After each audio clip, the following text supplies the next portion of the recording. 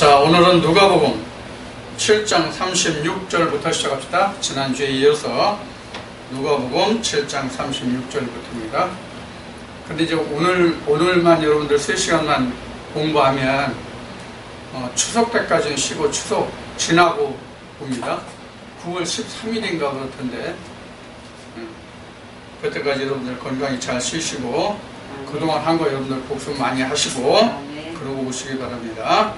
자, 36절부터 한 바리새인이 예수께 자기와 함께 잡수시기를 청하니 이 바리새인의 집에 들어가 앉으셨을 때에 그 동리에 죄인인 한 여자가 있어 예수께서 바리새인의 집에 앉으셨음을 알고 향유 담은 옥합을 가지고 와서 예수의 뒤로 그 발 곁에 서서 울며 눈물로 그 발을 적시고 자기 머리털로 씻고 그 발에 입맞추고 향유를 부으니 예수를 청한 바리새인이 이것을 보고 마음에 이르되 이 사람이 만일 선지자다면 자기를 만지는 이 여자가 누구며 어떠한 자 곧 죄인인 줄을 알았으리라 하거늘 예수께서 대답하여 가라사대 시몬아 내가 네게 이를 말이 있다 하시니 저가 가로되 선생님 말씀하소서 가라사대 빚 주는 사람에게 빚진 자가 둘이 있어 하나는 500데나리온을 졌고 하나는 50데나리온을 졌는데 갚을 것이 없으므로 둘 다 탕감하여 줬으니 둘 중에 누가 저를 더 사랑하겠느냐 시몬이 대답하여 가로되 제 생각에는 많은 탕감함을 받은 자니이다. 가라사대 네 판단이 옳다 하시고 여자를 돌아보시고 시몬에게 이르시되 이 여자를 보느냐 내가 내 집에 들어오매 너는 내게 발 씻을 물도 주지 아니하였으되 이 여자는 눈물로 내 발을 적시고 그 머리털로 씻었으며 너는 내게 입맞추지 아니하였으되 저는 내가 들어올 때부터 내 발에 입맞추기를 그치지 아니하였으며 너는 내 머리를 감람유도 붓지 아니하였으되 저는 향유를 내 발에 부었습니다. 이러므로 내가 네게 말하노니 저희 많은 죄가 사여졌더라. 이는 저희 사랑함이 많음이라. 사함을 받은 일이 적은 자는 적게 사랑하느니라.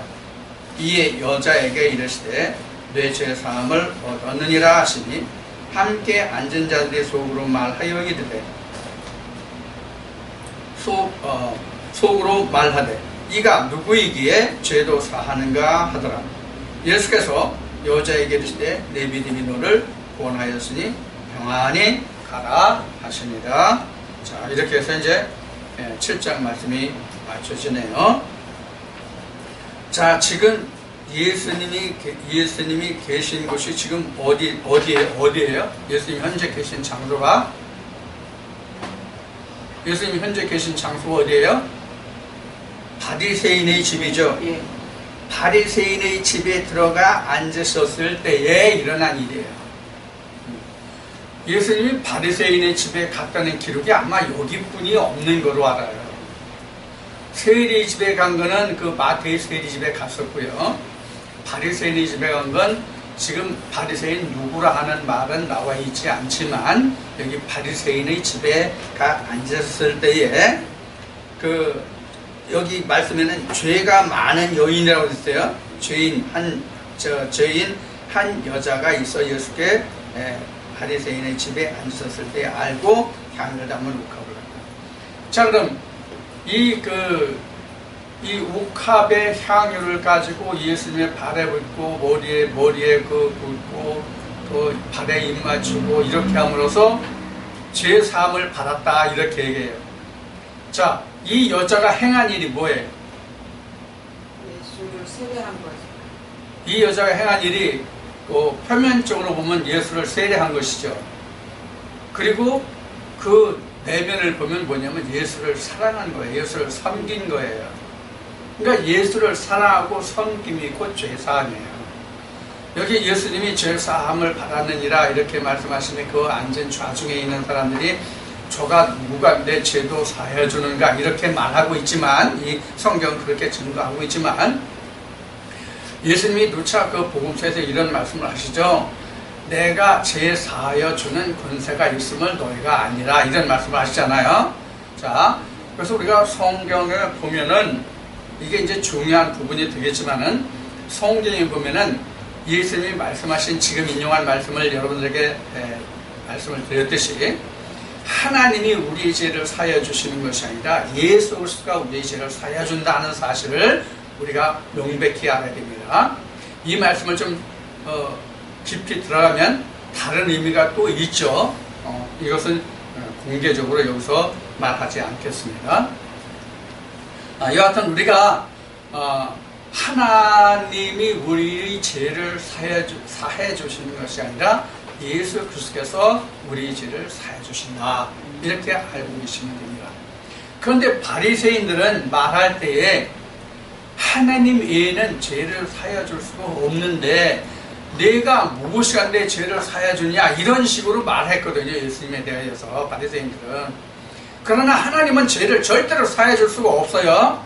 하나님은 절대로 죄를 사해 줄 수가 없고 예수 그리스도께서만이 죄를 사해 줄 수 있다. 그래서 예수님이 내가 죄를 사해 준 것을 너희가 아니라 이 말씀을 여러 차례 하시게 됩니다. 복음서 여러 군데 나옵니다. 그래서 우리가 여러분들이 이 말씀을 하나님의 죄를 사해 주는 것이 아니라 예수 그리스도께서 죄를 사해 준다는 이 내용을 확실히 알아두시기 바랍니다. 그 다음에 여기서 뭐 50데나리온과 500데나리온 빚진 사람 중에서 그 죄를 둘 다 탕감하는데 누가 더 그 탕감받은 것에 대해서 사랑하겠냐 이렇게 그 질문을 하시죠. 누구에게? 베드로에게 지금 여기 말씀을 하셨는데, 그래서 죄를 그 빚을 더 많이 진 사람이 탕감받은 그 사람이 더 사랑하겠다 이 말했죠. 자, 그래서 지금 여기 500데나리온과 50데나리온을 빚졌다 이렇게 나왔습니다. 그러니까 이 지금 50데나리온이다 500데나리온이라는 이 이야기는 실제 500과 50데나리온을 말하는 것이 아니라 지금 50데나리온 빚진 자는 누구예요? 500데나리온과 50데나리온씩 빚진 자가 각각 누구를 지금 들어서 말씀하시는 것 같아요? 여자하고 사실은 그 지금 그 바리새인들이 죄값이 사실은 더 커요. 바리새인들이 죄인이라고 하는 이 여자분에는 바리새인의 죄값이 더 크단 말이에요. 그래서 지금 바리새인의 집에서 지금 예수님이 지금 그 잡숫고 계시잖아요. 그러니까 지금 바리새인이 예수님을 지금 그 대접해서 접대하고 있다는 얘기는 바리새인이 어떻게 됐다는 것을 우리는 이 말씀 속에서 알 수가 있어요. 죄사함을 받은 것을 알 수가 있다는 거예요. 그런데 지금 여기는 여자가 와서 지금 그 향유를 붓잖아요. 그런데 이 여자는 50데나리온 뿐이 안 된다는 얘기예요. 그렇지? 그럼 누가 더 사랑하겠느냐? 바리새인 중에서 죄사함을 받으면 그 사람이 더 감사히 생각하지 않겠느냐? 이런 말과 같단 말이에요. 자, 이제 여기서 이제 그 말씀은 이 말씀 중에서는 여기서 500데나리온과 50데나리온을 친 그 둘을 예를 들어 말씀하셨는데 우리가 이 말씀의 상황으로 봐서는 바로 우리가 그렇게 이 말씀을 해석해 볼 수 있어요. 들여다볼 수가 있어요. 여기서 지금 등장인물이 바리새인과 지금 그 이 향유를 본 여인 둘을 들어 말씀하시는 거잖아요. 그래서 좌중에 있는 사람이 그 죄사함을 받았다는 그 말에 저가 누구한테 죄를 사해 주냐 이렇게 이제 말씀이 맞춰졌는데 7장의 말씀이 맞춰졌는데 거기 이제 그 등장인물이 사실은 주인공이 예수님을 중심으로 해서 지금 바리새인과 향유를 본 죄인 여인이란 말이에요. 그래서 이 여인보다는 그 바리새인의 죄값이 더 크다 하는 것을 우리가 알 수 있습니다.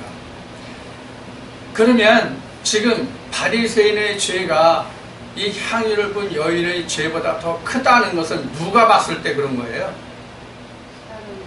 하나님 보셨을 때 그래요.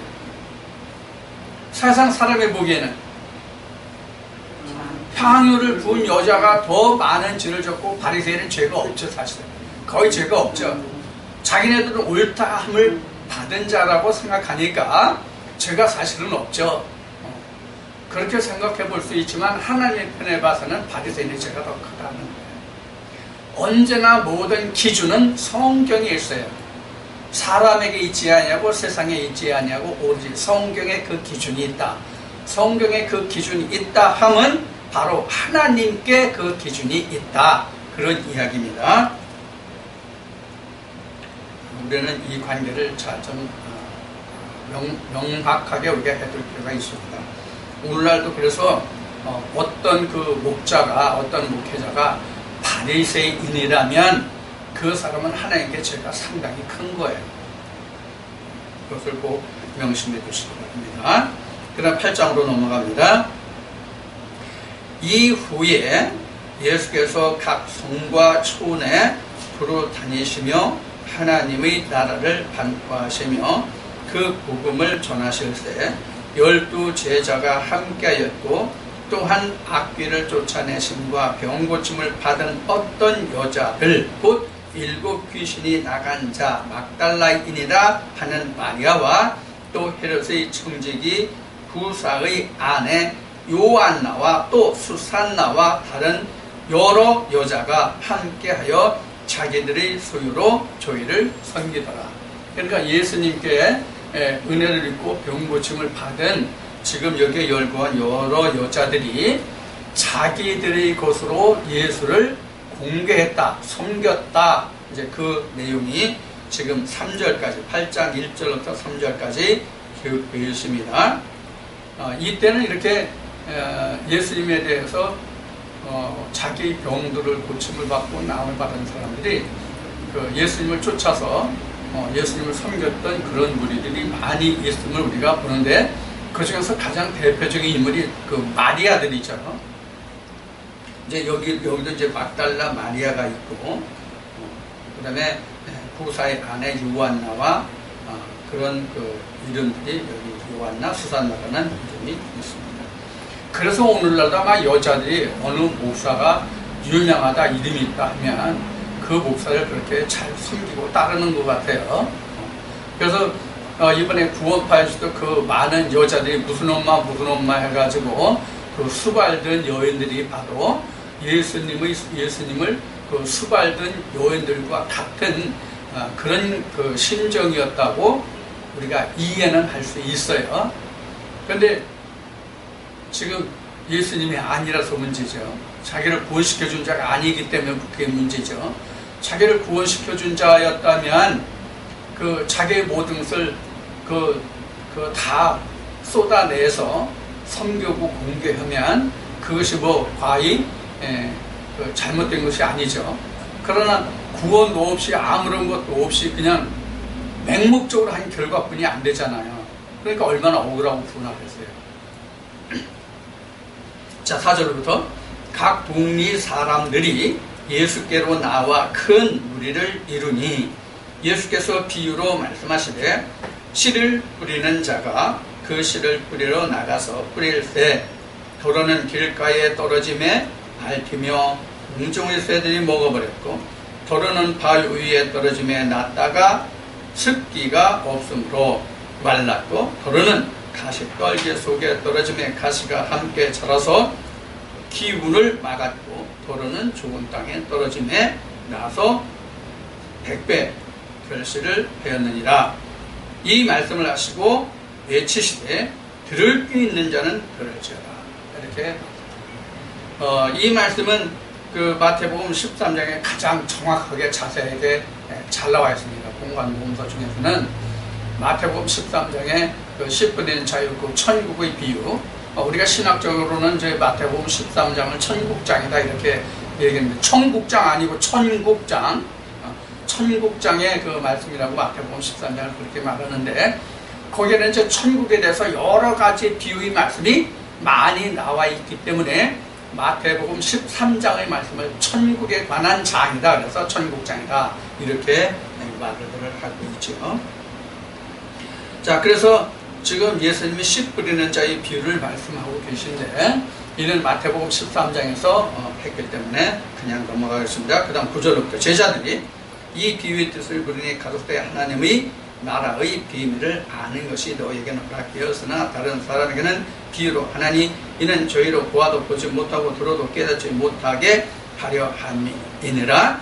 이 비유는 이러하니라. 씨는 하나님의 말씀이요 길가에 있다는 것은 말씀을 들은 자니 이에 마귀가 와서 그들로 믿어 구원을 얻지 못하게 하려고 말씀을 그 마음에서 빼앗은 것이요 바위 위에 있다는 것은 말씀을 들을 때에 기쁨으로 받으나 뿌리가 없어 잠깐 믿다가 시험을 받을 때에 배반하는 자요 가시떨기에 떨어졌다는 것은 말씀을 들은 자니 지내는 중에 이생의 염려와 재리와 일락의 기운이 막혀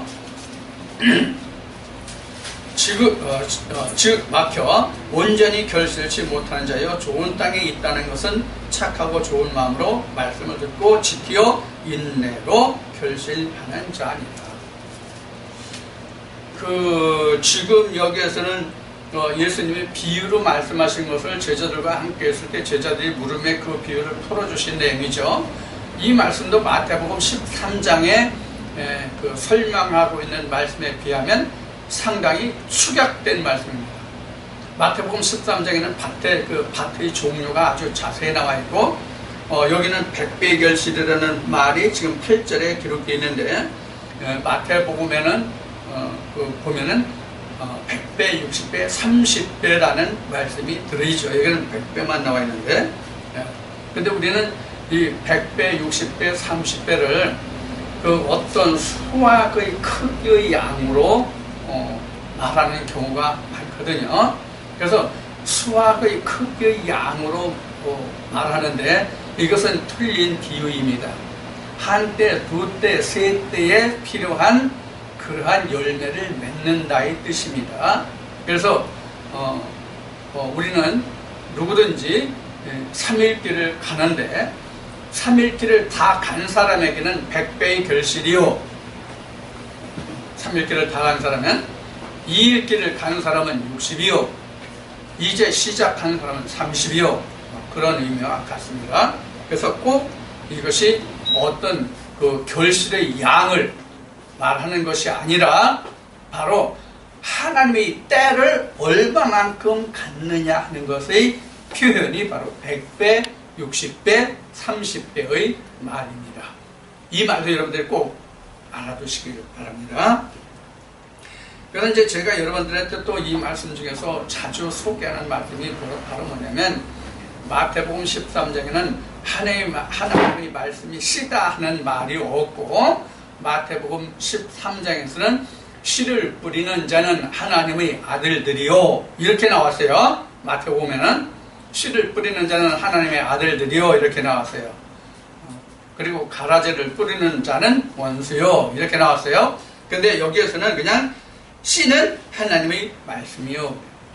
그래서 그 말씀이 어디에 뿌려졌냐면 지금 그 밭의 비유에서 우리 마음에 뿌렸다 이렇게 말씀하고 계신 것이죠.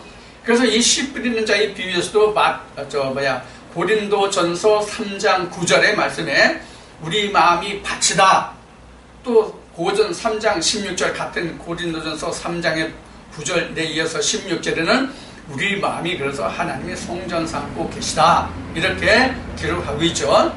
그래서 히브리서 말씀을 보면 하나님은 사람의 손으로 지은 전에 계시는 것이 아니라 하나님의 친수로 지은 전에 계시다 이렇게 기록을 하고 있는데 하나님의 친수로 지은 전이 바로 우리 마음속에 하나님의 말씀이 씨로 뿌려서 이루어진 그 전을 우리 마음의 전을 지금 인정한 고린도서 3장 16절 말씀이요 이 전을 하나님이 친히 친수로 지으신 전입니다.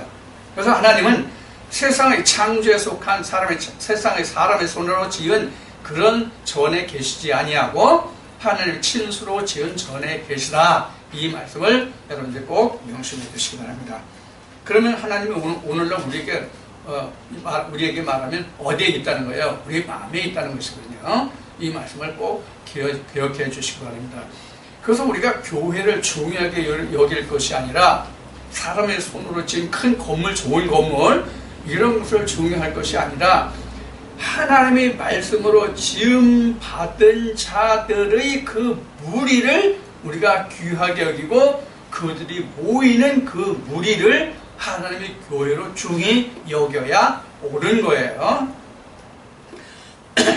자, 그 다음에 16절부터 계속합니다.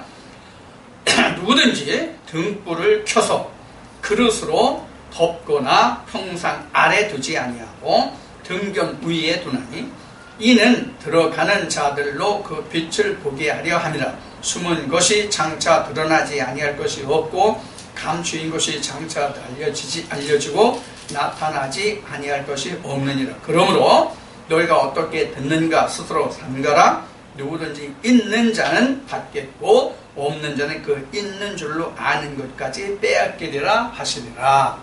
자, 이 말씀에서 이 지금 그 등불이 나오잖아요. 등불. 이 등불은 그 말씀을 의미하고 있는데 이 말씀을 의미하고 있는데 이 등불을 켜는 것은 그릇을 덮거나 어떤 상 밑에 두려고 하는 것이 아니라 들어가는 사람에게 밝게 드러내길 위한 것이다. 이렇게 여기 지금 말씀하시죠. 그 드러낸다는 것은 곧 빛이죠. 그럼 들어가는 것은 어딜 들어가는 거예요? 하나님의 전에 천국에 들어갈 때 그 길을 밝게 보이기 위한 것이다. 그런 것이죠. 그래서 이 등이 곧 하나님의 말씀이 됨이에요. 이 등이 하나님의 말씀이 됨이에요. 그리고 예수님도 친히 말씀하시길 요한복음에서 이제 가서 우리가 이제 그 말씀을 보겠지만 예수님도 친히 말씀하시기를 내가 세상에 빛으로 왔다. 그래서 너희가 나와 함께 하는 동안은 어둠에 붙들리지 않게 하라. 나와 함께 다녀서 이런 말씀을 예수님이 하시거든요. 그래서 지금 이 말씀에서 이 등불을 말씀하시는 것은 바로 곧 예수 그리스도 당신을 지금 지칭하고 있다. 이렇게 이 말씀을 보면 틀림없어요. 그래서 17절부터는 숨은 것이 장차 드러나지 않을 것이 없고 감추인 것이 장차 알려지고 나타나지 않을 것이 없느니라. 이것이 바로 뭐냐면 예수 그리스도에 관해서예요. 이게 앞으로는 다 밝게 드러날 것이다 하는 거예요. 그래서 예수님 당시에는 예수 그리스도를 아는 자가 없지만 예수님이 십자가에 돌아가시고 부활하시고 승천하실 때에 그 제자들로 인해 가지고 예수 그리스도가 히브리인들이 그토록 기다리는 메시아다 하는 것이 증거되고 전파되어서 오늘날 우리에게까지 그 복음이 이르는 거 아니에요. 바로 이렇게 드러난다는 것을 지금 예수님이 이때 당시에 2000년 전에 이렇게 말씀하고 계신 것이죠. 그때 당시엔 사실 그 예수 그리스도의 그 실체에 대해서 우리가 여러 번 그 이야기를 나눴지만 그 예수 그리스도의 실체에 대해서 당시에 그 예수님으로부터 직접 양육을 받은 즉 공생애를 가졌던 제자들도 잘 몰랐잖아요. 그러다가 오순절을 통해서 예수 그리스도의 실체를 그때서야 비로소 깨닫고 예수님이 우리가 기다리는 메시아였다는 것을 베드로가 증거하게 되잖아요. 이 말씀이 이제 사도행전에 기록이 되죠. 바로 이제 이것을 예수님이 미리 말씀하고 계신 것이죠. 그 다음에 이제 19절부터 예수의 모친과 그 동생들이 왔으나 무리를 인하여 가까이 하지 못하니 혹이 고하여 당신의 모친과 동생들이 당신을 버리고 밖에 섰나이다. 예수께서 대답하여 가르치되 내 모친과 내 동생들은 곧 하나님의 말씀을 듣고 행하는 이 사람들이라 하시니라. 이 말씀이 우리에게는 굉장히 귀한 말씀이에요. 우리가 일반적으로 세상의 도덕적인 관념으로 말하면 예수가 자기 어머니와 그 동생들을 어떻게 한 거예요? 부인한 거잖아요. 자, 그러면 우리가 이 이야기도 여러 번 우리가 이제 나눴지만 예수님 당시에 우리가 보는 신약이 있었다 없었다? 없었다. 우리가 보고 있는 이 신약이 없을 때거든요. 자, 우리가 보고 있는 지금의 이 신약이 없다는 얘기는 무슨 얘기냐면 모세의 글과 선지서를 통해서 하나님을 섬기고 하나님께 예배하고 나갔다는 얘기예요. 그러면 모세 율법에 보면 부모를 공경하라는 말씀이 나오잖아요. 십계명상에 5계명에 보면 내 부모를 공경하라 나오잖아요. 그래서 부모를 공경하지 않는 돌에 맞아 죽을지니라 이렇게 설명이 되고 있단 말이에요. 그런데 하나님의 아들로서 온 예수 그리스도가 율법에 정한 그 율법을 무시하고 누가 내 어머니냐, 지금 여기는 지금 누가 내 어머니냐 이런 말은 없어요, 이 말씀에는. 근데 마태복음에 그렇게 나왔죠. 자 그러면 예수님이 바로 하나님이 모세를 통하여 이스라엘 백성들에게 주신 10계명 중에서 5번째 계명을 지금 어기고 있는 거잖아요. 위반하고 있는 거잖아요. 그럼 예수님이 어떻게 돼요? 돌 맞아야 되잖아요, 지금. 누가 내 어머니야? 그런 얘기잖아요. 하나님을 믿는 이들의 무리 중에 내 부모가 형제가 있다, 지금 이런 말이잖아요. 그럼 그 부모를 부인한 거잖아요. 섬기지 않는 거잖아요. 공경하지 않는 거잖아요. 이제 이런 결과가 된단 말이에요. 그러면 예수님이 이와 같이 말씀하시는 이유가 뭐냐 하는 거예요. 이와 같이 말씀하시는 이유가 뭐냐? 이것 역시 우리가 나누었듯이 우리가 이제 세상의 사람들은, 세상의 모든 사람들은 가장 근본된 기초가 가정이잖아요. 가장 근본된 기초가 가정인데 그 가정을 통해서 가족이 되고 그 가족이 모여서 한 가정이 되는데 한 가족이 이 세상 사는 동안에는 뭐가 돼요? 부모요, 형제요, 자매요 이렇게 되지만 하나님을 알지 못하면 이 세상 끝나면, 이 세상 작별하면 사후에는 그들이 다 제각각 자기의 한 행위에 따라서 가는 곳이 다 달라진단 말이에요. 행위대로 갚음을 받으라고 했으니까 성경에는. 그러나 성경에서는 하나님 안에서 하나님 은혜로 함께한 자들은 이 세상을 떠나도 한 무리, 한 모임이 된단 말이에요. 한 가정이 된단 말이에요. 하나님 안에서의 한 가정이 된단 말이에요. 그럼 누가 큰 자가 되느냐? 누가 내 부모와 형제가 되느냐? 이렇게 된단 말이에요. 이 말씀을 좀 다른 말씀으로 하면 사도 바울이 이런 말을 하죠. 내가 오늘날 너희를 진리로 놔두다 이렇게 얘기하죠. 그러면 사도 바울이 진리로 낳았다고 하는 그 자들은 바로 뭐예요? 사도 바울에게 있어서 자식이잖아요. 그래서 사도 바울은 니고데모를 누구라고 그래요? 내 믿음의 아들이라고 얘기하잖아요. 자, 이런 관계가 성립이 되거든요. 그러니까 누가 내 부모와 자식이냐, 이런 말이 성립이죠.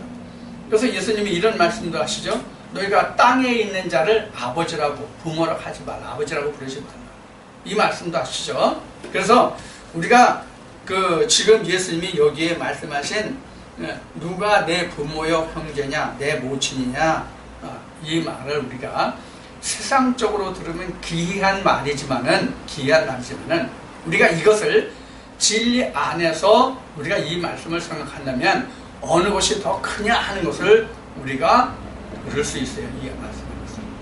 그러니까 지금 우리가 이 말씀에서 진리로 이 말씀을 우리가 함께 한다면 저나 여러분들이 지금 한 형제예요. 한 형제란 말이에요. 부모가 되고 형제가 되는 거거든요. 그래서 우리가 세상 사람은 형제자매가 피로 맺어진 건 형제와 자매가 세상뿐이지만은 예수 그리스도의 피로, 하나님의 피로 맺어진 자는 이생뿐만 아니라 우리 내세에서도 우리가 같은 핏줄, 같은 가족이 되니까 이것이 더 크다는 것을 말씀하시는 거란 말이에요. 그러나 결국 예수님이 자기가 십자가에서 돌아가실 때에, 또 십자가에 돌아가실 때인가요? 자기 모친을 부탁하는 그 기록이 성경에는 증거되죠. 그래서 사실은 예수님이 육신의 부모로 버린 것이 아니다. 그래서 우리가 이 말씀들을 영적으로 이 뜻이 무엇인가 우리가 유추해 볼 수 있는 것이죠. 그 다음에 22절부터 갑니다. 하루는 제자들과 함께 배에 오르사 저희에게 이르시되 호수 저편으로 건너가자 하시매 이에 떠나 행선할 때에 예수께서 잠이 드셨더니 마침 광풍이 호수로 내리치매 배에 물이 가득하게 되어 위태한지라 제자들이 나와 깨워 가되 주여 주여 우리가 죽겠나이다 한데 예수께서 잠을 깨서 바람과 물결을 꾸짖으시니 이에 그쳐 잠잠하여지더라. 제자들에게 이르시되 너희 믿음이 어디 있느냐 하시니 저희가 두려워하고 기이히 여겨 서로 말하되 저가 위기에 바람과 물을 명함에 순종하는고 하더라. 자, 지금 배를 타고 지금 행하는 중에 있잖아요. 배를 타고 행하는 중에 있는데 풍랑이 일어서 지금 배가 물에 차고 배가 요동해서 위태하게 됐어요. 그러니까 제자들이 예수를 잠자는 그 예수를 깨워서 일으켰는데 예수님이 잠에서 깨어서 풍랑을 호령하고 바다를 불행해서 못을 잠잠케 해서 그 배가 무사히 갔다 그런 얘기 아니겠어요? 무사히 갔다는 얘기는 없지만 자 그러면 여기 말씀에 기록된 바와 같이 제자들이 이 예수님이 행하신 일을 보고 저가 누구간데 바람도 이 풍랑도 잔잔하게 되고 이 명령에 순종하느냐 이런 말이 여기에 기록되잖아요. 자 그러면 우리 지금 행하는 이 길이 지금 어떤 길이냐면 우리도 행선하는 중이에요. 행선. 즉 배를 타고 가는 중이란 말이에요. 배를 타고 가는 중이라는 얘기는 내가 믿음에 있다 그런 얘기예요. 믿음에 있다 그런 얘기예요. 자, 어느 찬송에 있는 바와 같이 이 배의 선장이 누구예요? 예수 그리스도잖아요. 근데 선장이 잠들어 있어요. 선장이 잠들어 있어요, 지금. 선장이 잠들어 있으면 배가 흔들리고 요동하는 건 뭐 당연하잖아요. 왜? 키를 제대로 잡고 있지 않으니까. 키 알죠? 키? 배의 방향을 결정하고 하는 거. 그 키를 움직일 자가 없으니까. 그러면 배가 당연히 풍랑을 만나고 흔들리고 갈 길을 제대로 못 가는 것이죠. 그렇기 때문에 우리의 믿음의 이 배를 탄 행선에서는 배를 타고 가는 이 여행에서는 믿음의 여정에서는 예수 그리스도가 잠들면 안 되는 거예요.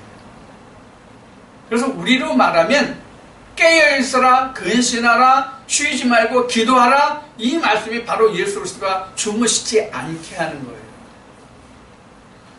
어느 말씀에 이런 말씀이 있죠. 졸지도 아니하시고 주무시지도 아니하고 말씀이 있죠. 어느 말씀인지는 나는 몰라. 여러분들은 아실 거예요. 나는 워낙 성경을 몰라서 나는 몰라. 여러분들은 아실 거예요. 그러면 지금 그 배의 주인은 누구시냐면 바로 하나님이요 예수 그리스도시거든요. 근데 그분이 주무시면 안 된단 말이에요. 깨어있어야지. 그러면 예수님이 깨어있고 하나님이 깨어있다는 얘기는 누가 결국은 깨어있다는 얘기야? 내가, 즉 나의 믿음이 깨어있다는 얘기예요. 그럼 풍랑이 요동치 않아요. 풍랑으로 인하여 배가 요동치 않아요. 풍랑이 요동치 않는 것이 아니라 풍랑으로 인하여 배가 요동치 않아요. 앞에 말씀에 그 씨 뿌리는 비유에서 그 세상의 염려와 재료로 인해 가지고 그 씨가 자라지 못한다는 말씀이 나왔잖아요. 이게 바로 풍랑이라는 게 바로 세상의 재료와 염려가 바로 풍랑이에요. 예수가 즉 믿음이 내게서 잠들어 있으면 무엇이 엄습해와요? 세상의 염려와 근심이 나를 엄습해오잖아요. 그게 더 걱정되잖아요.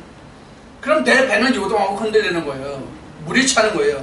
물이 찼다는 얘기는 세상으로 가득 찼다 내 마음에. 그렇게 생각하시면 돼요. 성경에서 바다가 세상을 말하기 때문에. 자, 그래서 지금 바다를 호령했다, 뭐 풍랑을 호령했다, 그것은 예수님이 깨시기만 하면 그냥 당연히 이루어지는 일이에요. 우리가 우리 믿음을 돌아보면 이게 무슨 얘기인지 여러분들이 잘 이해하실 수 있을 거예요. 자, 그 다음 말씀을 봅시다. 이건 이 정도만 하고요. 그 다음에 26절에 갈릴리 맞은편 고라사인의 땅에 이르러 육지에 내리심에, 지금 배로 여행해서 지금 고라사 지방에 내리심에 그 도시 사람으로서 귀신 들린 자 하나가 예수를 만나니 이 사람은 오래 옷을 입지 아니하며 집에 거하지도 아니하고 무덤 사이에 거하는 자라. 예수를 보고 부르짖으며 그 앞에 엎드려 큰 소리로 불러 가로되 지극히 높으신 하나님의 아들 예수여, 나와 당신과 무슨 상관이 있나이까? 당신께 구하노니 나를 괴롭게 마옵소서 하니, 이는 예수께서 이미 더러운 귀신을 명하사 이 사람에게서 나오라 하셨습니다. 귀신이 가끔 이 사람을 붙잡음으로 저가 쇠사슬과 고랑에 매여 치키웠을 때 그 맨 것을 끊고 귀신에게 몰려 광야로 나갔더라. 예수께서 네 이름이 무엇이냐 물으신즉 가로되 군대라 하니, 이는 많은 귀신이 들렸습니다. 무적행으로 들어가라 하지 마시기를 간과하였더니 마침 거기 많은 돼지 떼가 산에서 먹고 있는지라 귀신들이 그 돼지에게로 들어가매 허하심을 간구하니, 이에 허하신데 귀신들이 그 사람에게서 나와서 돼지에게 들어가니 그 떼가 비탈로 내리달아 호수에 들어가 몰사하거늘 치던 자들이 그 된 것을 보고 도망하여 성내와 촌에 거하니, 사람들이 그 된 것을 보러 나와서 예수께 이르러 귀신이 나간 사람이 옷을 입고 정신이 온전하여 예수의 발 아래 앉은 것을 보고 두려워하거늘 귀신 들렸던 자의 어떻게 구원받은 것을 본 자들이 저희에게 이르매 고라사인의 땅 근방 모든 백성이 크게 두려워하여 떠나가시기를 구하더라. 예수께서 배에 올라 돌아가실새 귀신 나간 사람이 함께 있기를 구하였으나 예수께서 저를 보내시며 가라사대 집으로 돌아가 하나님이 내게 어떻게 큰 일 행하신 것을 일일이 구하라 하시니, 저가 가서 예수께서 자기에게 어떻게 큰 일 하신 것을 온 성내에 전파하니라. 이게 이제 앞에 말씀에서 나왔어요. 이제 그 귀신이 얼마나 많이 들렸던지, 그 귀신의 이름이 바로 군대예요. 근데 마침 거기에 이제 돼지 떼들이 많이 있었죠. 돼지 떼들이 많이 있었죠. 그래서 이 귀신 들린 사람이 말하기를, 그 귀신이 말한 거지. 그러니까 귀신이 말하기를 무종에게 가두지 말라, 이렇게 지금 간구하고 있어요. 그래서 이것을 예수님이 허락하셨죠. 예수님이 허락하셔가지고 마침 거기에 돼지떼가 있어서 돼지떼에게로 물려갔어요. 이 돼지는 성경에서 기록이 어떻게 나왔냐면 씻었다가 더러운 곳에 다시 돌아가는 자의 의미가 바로 돼지예요. 그러니까 거기서 돼지를 치고 있다는 것을 우리가 앞에 마태복음이나 뒤에 그 복음서를 이어오면서 여러분들에게 말씀을 드렸죠.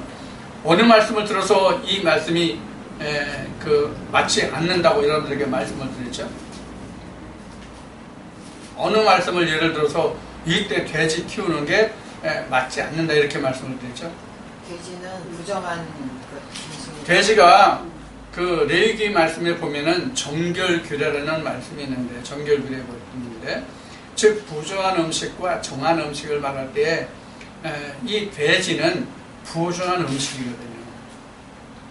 그럼 돼지를 어디 농사에 쓸 수 있는 것도 아니잖아요. 돼지는 소는 밭도 갈고 그러기 때문에 소는 농사에 유용한 짐승 가축이지만, 돼지는 뭐 밭을 갈아요, 뭐 해요, 김을 맺어요, 뭐해요, 아무것도 못하잖아요 돼지는.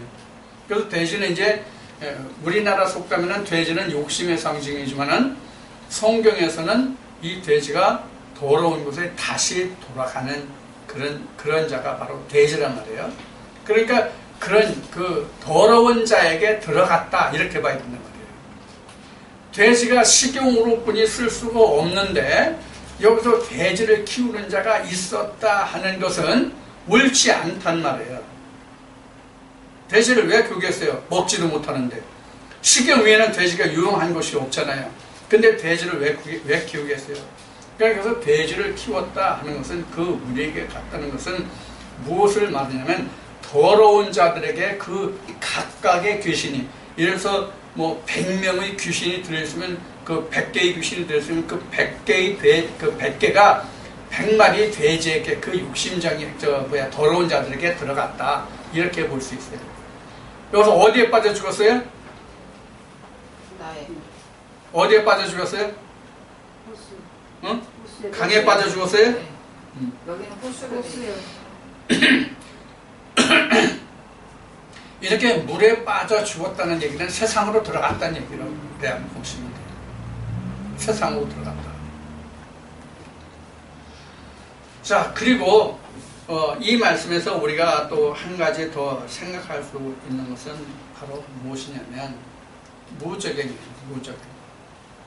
사실 이제 그 무저갱이라고 하는 것은 요한계시록 20장에 보면 다시 말씀을 드리는데, 지금 이 귀신에게 있어서 무저갱으로 들어간 것과 지금 돼지에게로 들어가는 것은 어떤 차이가 있는 것을 좀 우리가 살펴보자고요. 무저갱에 들어가면 천년이 지나면 그 자들은 반드시 어디로 들어가면 불못으로 들어간단 말이에요. 불못으로. 요한계시록 20장에 그렇게 기록이 되어 있어요.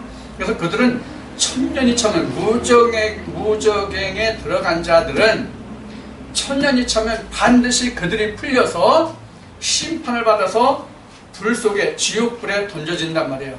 그러니까 그 지옥불에 들어가는 것을 면하게 해달라는 얘기거든요. 이 말은. 그래서 더러운 귀신들이 더러운 자에게 들어가서 그냥 세상으로 그냥 가버린 거예요. 이걸 좋은 의미로 말하면 이게 더러운 자들에 들어가서 세상으로 들어갔다는 얘기는 예수님이 허락하셨으니까 그렇게 됐다는 얘기는 그 더러운 영들이 다시 돌이킬 수 있는 기회를 예수님이 허락하셨다는 말뜻과도 같이 우리가 생각해 볼 수가 있어요. 무저갱에 가두면 다시 돌이킬 기회가 없는 것이거든요. 그래서 돌이킬 기회를 예수님이 주셨다. 이렇게 이 말씀을 우리가 볼 수가 있겠죠. 그래서 왜 이 귀신이 예수님께 무저갱에 들어가기를 금하고 무저갱에 들어간 일을 면하게 하고 돼지떼에게로 들어가는 것을 허락하셨는지를 우리가 그런 의미에서 우리가 잘 이해를 해주셨으면 좋겠고요. 그 다음에 40절부터 되십니다. 40절부터 예수께서 돌아오심에 무리가 환영하니 이는 다 기다렸습니다. 이에 회당장인 아이로라 하는 사람이 와서 예수의 발 아래 엎드려 자기 집에 오시기를 간구하니 이는 자기에게 12살 먹은 외딸이 있어 죽어가밀니라. 예수께서 가실 때에 무리가 옹이하더라. 이에 12해를 혈루증으로 앓는 중에 아무에게도 고침을 받지 못하던 여자가 예수의 뒤로 와서 그 옷 가게에 손을 대니 혈루증이 즉시 그쳤더라. 예수께서 가로사대 내게 손을 댄 자가 누구냐 하시니 다 아니라 할 때에 베드로가 가로되 주여 무리가 옹이하여 미나이다. 예수께서 가로사대 내게 손을 댄 자가 있다. 이는 내게서 능력이 나간 줄을 알미로다 하신대 여자가 스스로 숨기지 못할 줄을 알고 떨며 나와 엎드려 그 손 댄 연고와 곧 나은 것을 모든 사람 앞에서 고하니 예수께서 이르시되 딸아 내 믿음이 너를 구원하였으니 평안히 가라 하셨다. 지금 예수님이 그 회당장이 자기 12살 된 딸이 죽게 돼서 와서 자기 집에 와 주실 것을 예수님이 오셔서 자기 딸을 고쳐주실 것을 그러니까 간구한 거죠. 그래서 그 길을 행하던 중에 바로 몇 년 동안이에요. 여기서 12해 동안 12년 동안 혈루증으로 고생을 하던 여인이 많은 곳을 다녀봤지만 고침을 받지 못했잖아요. 근데 하루는 예수님이 지나가신다는 말을 듣고 가서 자기가 예수님이 그 옷자락만 붙들어도 나을까 한다 하는 믿음을 가지고 많은 사람들이 있는 그 틈에서 밀고 당기고 하는 그런 와중에 예수의 옷자락을 잡은 거예요. 그래서 병원에 나음을 받았잖아요, 즉시로. 그런데 이제 예수님이 그것을 아시고 누가 내 옷을 붙잡았냐고 그러니까 베드로가 또 얼른 나서가지고 사람들이 밀고 당기고 하는 이렇게 사람들이 많아서 그래서 스쳤을 것이다. 이제 이런 식으로 이제 베드로가 말하니까 예수님이 그 이야기 자초지종을 말씀하시는 거죠. 이렇게 이제 예수님이 그 자초를 확실하게 말하니까 이 여자가 자기가 그 예수의 옷자락을 잡은 것을 숨길 수 없음을 알고 내가 그랬다 그러고 이실직고 하는 장면이죠, 사실. 그래서 예수님이 그 여인에게 말하기를 내 믿음이 너를 구원했다. 이렇게 말씀하시는 거예요. 이게 바로 어떤 의미냐면 이게 성령을 사모하는 자에게 성령을 주시지 않겠느냐 하는 말씀과 이게 같은 맥락이거든요. 그 수많은 사람들이 있어서 지금 뒤죽박죽 돼가지고 사람 밀고 당기고 하는 그런 와중에 내가 예수의 옷자락을 잡으면 고침을 받을 수 있고 나음을 받을 수 있다고 한 사람이 이 혈루병 환자 한 사람뿐이잖아요. 이 수많은 사람들 중에. 우리도 마찬가지예요. 이 세상에 믿는다고 하는 사람들이 얼마나 많아요. 자그마치 지금 우리나라에 지금 800만이라는 자들이 있거든요.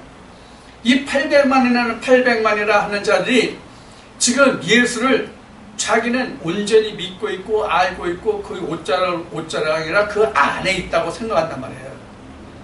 그가 내 안에 있고 내가 그 안에 있다고 생각한단 말이에요. 내가 지금 혈루증 앓고 있어서 내가 예수의 옷자락을 만지면 이 병이 나을 거라고 생각하는 사람은 지금 없단 말이에요. 그럼 이 혈루증이라는 게 뭐예요 도대체? 여자에게 혈루증이라는 게 뭐예요? 여자에게 혈루증이 있다고 하는 얘기는 무엇이 안 됩니까? 여자 혈루증이 있으면 임신이 안 되잖아요. 잉태가 안 되잖아요. 혈루증이 있다는 얘기는. 그러니까 자식을 낳고 싶어도 자식을 못 낳는단 말이에요. 혈루증이 있는 자는. 그러면 이것을 영적으로 돌이켜보자 말이에요. 영적으로 혈루증이 있는 사람이 잉태하기를 원한다면 무엇을 잉태하기를 원하는 거예요? 하나님의 아들 예수 그리스도를 잉태하기를 원하는 거잖아요. 내가 예수의 옷자락을 만지면 내가 잉태할 수 있다라는 믿음이 있었던 거잖아요. 그러니까 구원을 받았다 이렇게 되는 거죠. 우리도 그런 믿음이 있으면 누구든지 다 혈루증의 나음을 받습니다. 오늘 영적으로 보면 믿는다 하는 사람들 중에는 혈루증인 사람들이 나 말 못해. 혈루증 있는 사람들이 얼마나 있는지를 우리가 감히 짐작조차 할 수 없이 많아요. 근데 본인은 몰라요. 본인은 모르기 때문에 오늘도 혈루증이 계속되고 있는 거예요. 알면 예수의 옷자락을 잡죠. 내가 하나님의 아들을 잉태하지 못하고 있다. 이걸 알면 예수의 옷자락을 잡죠. 모르니까 못 잡지. 안 그래요? 내가 보기엔 그래. 여러분들의 생각은 어떨지 모르겠어요. 자, 그래서 지금 해당장에 12살 된 딸이 죽는 것을 고치러 가는 중에 한 여자를 더 고쳤어. 혈루증 여인을. 그래서 혈루증이 있는 사람은 예수의 옷자락을 잡으면 100% 나았습니다. 그런 은혜가 우리 믿는 사람들에게 다 있어야 하는데 그 정도만 합시다. 49절부터 아직 말씀하실 때에 해당장의 집에서 사람이 와서 말하되 당신의 딸이 죽었나이다. 선생을 더 괴롭게 마소서 하거늘 예수께서 들으시고 가라사대 두려워 말고 믿기만 하라. 그리하면 딸이 구원을 얻으리라 하시고 집에 이르러 베드로와 요한과 야고보와 및 아이의 부모 외에는 함께 들어가기를 허락하지 아니하시고 모든 사람이 아이를 위하여 울며 통곡하매 예수께서 이르시되 울지 마라, 죽은 것이 아니라 잔다 하시니 저희가 그 죽은 것을 아는 거로 비웃더라. 예수께서 아이의 손을 잡고 불러 가라사대 아이야 일어나라 하니 곧 영이 돌아와 아이가 곧 일어나를 예수께서 먹을 것을 주라 명하시는데 그 부모가 놀라는지라 예수께서 경계하사 이 일을 아내에게도 말하지 말라 하십니다. 그러니까 이 죽은 이 해당장의 딸이 뭐가 떠나갔다는 얘기예요? 영이 떠나간 거예요. 영이 떠나가서 죽은 거거든요. 그래서 그 영을 다시 불어넣은 거예요. 자, 그러면 이것을 우리가 영적으로 보면 그 영혼이 온전하지 못해서 죽은 거예요. 그래서 예수님이 그 속에, 그 여자 속에 영을 불어넣어서 그가 온전하게 됐다, 이 말과 같은 얘기예요. 뭐 구차하게 이런저런 얘기 많이 할 필요 없어요. 이 말씀은 더 이상 어떤 다른 설명도 그 외에 다른 그 어떤 아무것도 없어요. 우리는 그런데 실제로 이 예수님이 많은 기적과 이적과 그 기사를 행하신 것들을 놓고 우리가 꼭 그것을 세상적인 육신적인 인류만 놓고 이 일들을 생각하거든요. 그런데 늘 얘기하지만 이 표적과 기사 이런 이적에 대해서 늘 여러분들에게 말씀을 드릴 때 부가에서 말씀을 드리지만, 자, 지금 이 장면도 실제 12살 먹은 딸이 죽었어요. 그래서 그 영을 불러와서 살았어요. 우리도 그러잖아요. 저 혼백이 떠나갔다 그러잖아요. 죽은 사람을 얘기할 때 혼백이 떠나갔다. 그럼 세상도 말할 때 그 혼이 떠나가면 죽은 거잖아요. 혼이 돌아오면 사는 거잖아요. 우리 세상 말해도. 그런데 예수님은, 즉 성경은 여기를 뭐라고 말하냐면 영이라고 말했다면 영. 성경에서 영은 그리스도 영이잖아요. 물론 바알세불도 있어요. 마귀 사탄의 영도 있어요. 마귀 사탄 뱀의 영도 있지만 실제로 그렇다고 마귀 사탄 뱀의 그 영, 뱀의 영이 아니에요. 인터넷에 어느 분이 그 헤롯이 여우의 영이 들어갔다고 그래가지고 그것은 여우의 영이 아니라고 그랬더니 다른 말씀들을 쭉 열거했어. 그래서 실제로 하나님이 뭐 짐승의 씨, 사람의 씨, 그러니까 실제로 짐승의 씨를 얘기하는 게 아니에요. 하나님의 말씀이 아닌 그 모든 것이 짐승이고 곧 여우고 뱀이고 그렇단 말이에요. 그래서 그 영이 나가서 죽은 것이기 때문에 그 영을 불러오면 사는 거잖아요. 그러니까 이 세상적인 그 말들을 우리가 보더라도 사람이 죽은 것을 그 몸에서 혼이 떠나가면 죽은 것이라고 생각을 한단 말이에요. 세상 사람들도. 하나님 안에서도 영이 없으면 그리스도의 사람이 아니라고 말씀하신 로마서 8장의 말씀과 같이 지금 예수님도 여기서 영이 떠나갔다 이렇게 영이 떠나왔기 때문에 영이 다시 돌아와서 그 자가 살았다는 얘기는 그 사람이 실제 죽은 거라는 얘기예요. 그러나 이것을 오늘날 우리가 영적인 면으로 놓고 보면 영이 없는 자에게 주님이 오셔서 그 자에게 하나님의 영을 넣어서 그 자가 산자가 되게 했다, 이렇게 우리가 볼 수 있는 것이죠. 성경에서 산자가 뭐가 산자예요? 그리스도 영이 있는 자가 산자잖아요. 그리스도 영이 있는 자가. 그리스도 영이 없으면 죽은 자잖아요. 이것이 창세기 3장에서 아담과 하와가 선악과를 따먹으면 내가 정령 죽으리라 했는데 그들이 정령 죽었어요? 멀쩡하게 살아서 자식들을 낳았잖아요. 그럼 하나님이 죽었다는 뜻이 뭐예요? 그 속에 하나님의 영이 없다는 뜻이잖아요.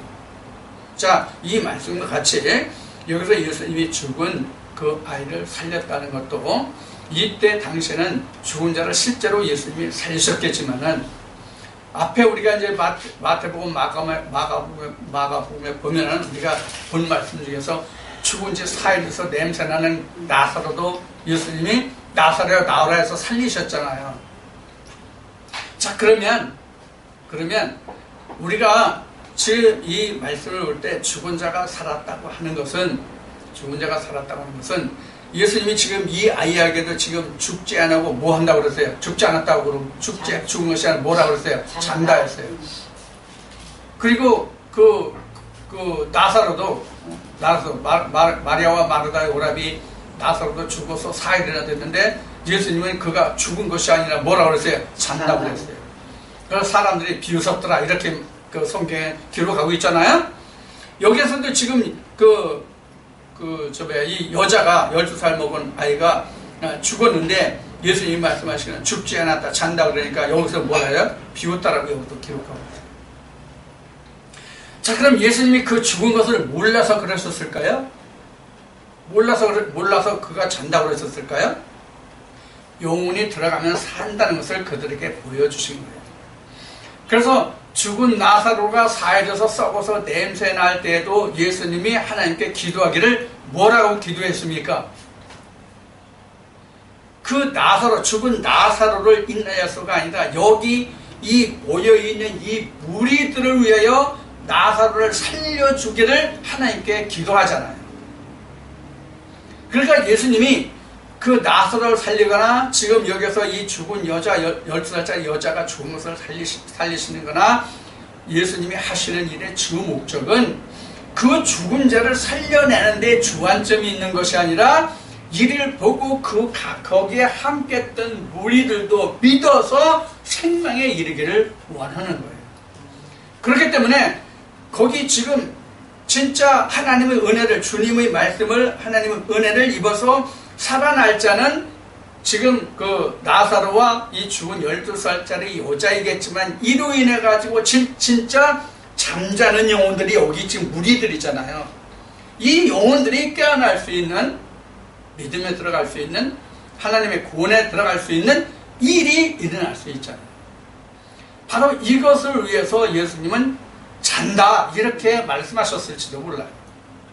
예수님이 그 속내를 우리가 어떻게 알 수 있겠습니까? 지금 주님이 계셔서 그 말씀을 하시고 그 일을 행하셔도 그 주님이 크고 넓고 깊은 높은 뜻을 우리가 다 헤아려 알 수 없을진데 당시의 제자들이 그랬듯이 지금 우리가 예수님을 직접 만나지 못하고 목도하지 못하고 그 일의 장소에 내가 함께하지 못하는데 어떻게 그것을 다 미뤄 짐작할 수 있겠어요?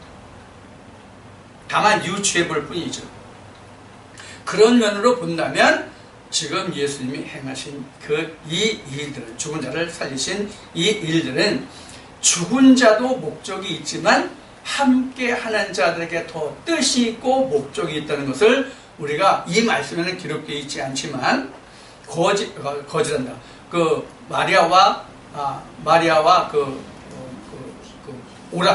오라비 나사로 4일 된 죽어서 썩어서 남던 나사로를 살렸을 때 하신 예수님의 말씀으로 여기 지금 죽은 여자를 살린 이 내용으로 우리가 이렇게 유추해 볼 수가 있다 그런 얘기예요. 자, 이제 이 시간은 누가복음 9장까지를 알아보고 잠시 쉬었다가 9장부터 다시 시작하겠습니다.